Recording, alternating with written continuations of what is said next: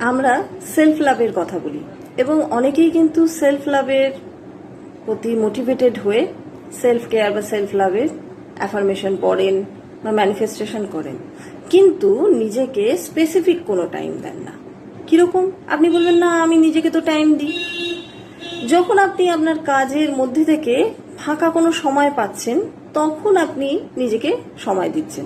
সেটা সকালে হতে পারে, দুপুরে হতে পারে, রাতে হতে পারে।